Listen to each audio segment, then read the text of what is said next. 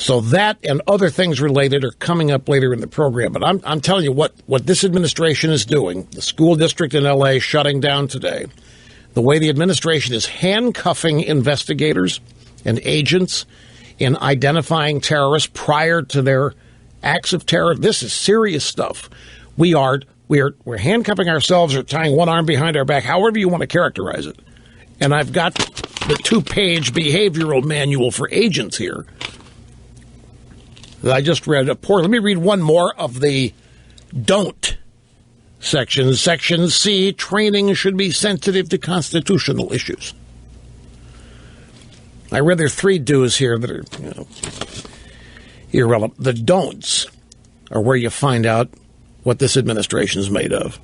Here is don't number 2. Do not use programs that generalize about appearance.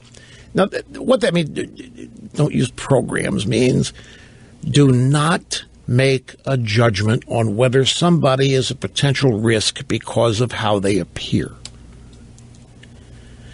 Do not generalize about their national origin.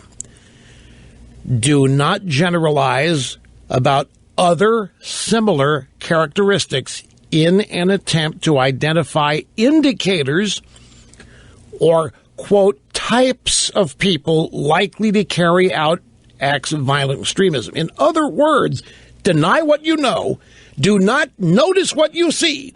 Do not act on what you know and what you see, because if you do, you are violating our Constitution, and that's not who we are. And you are violating our universal values. So, in other words, if you see somebody that would raise a red flag by their social media postings,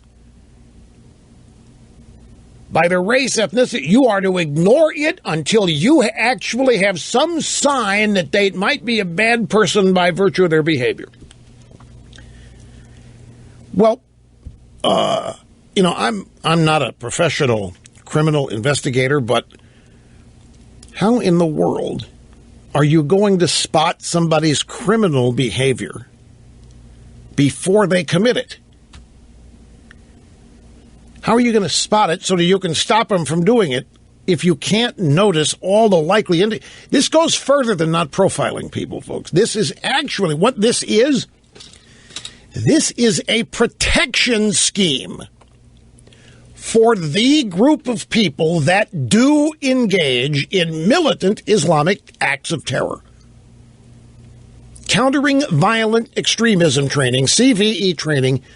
The administration is building a cloak that covers these people and shields them from investigators. They're not allowed to act on any of the indicators. In fact, they are to ignore them.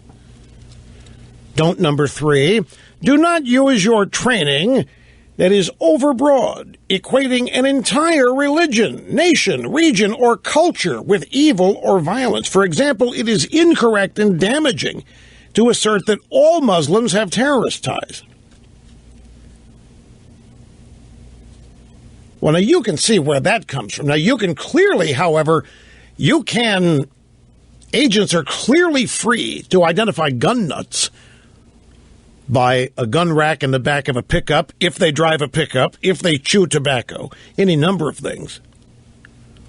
It is this one religion and this one ideology that is shielded and protected, and agents attempting to engage in countering violent extremism are being trained to ignore every aspect of it. And the only thing they can go on is behavior. If terrorist suspect posts on social media that he or she hates some institution, is planning, would love for it to be blown up, can't use it, can't go there, violation of privacy, can't do it, can't use it. If you do, it will not be allowed. Any of the other indicators. This is just a surface analysis of this, but this is deadly serious stuff. And it raises all kinds of questions about just, who the people are in charge with defending and protecting the people of this country, and who are they actually defending and protecting. We'll be back. Don't go.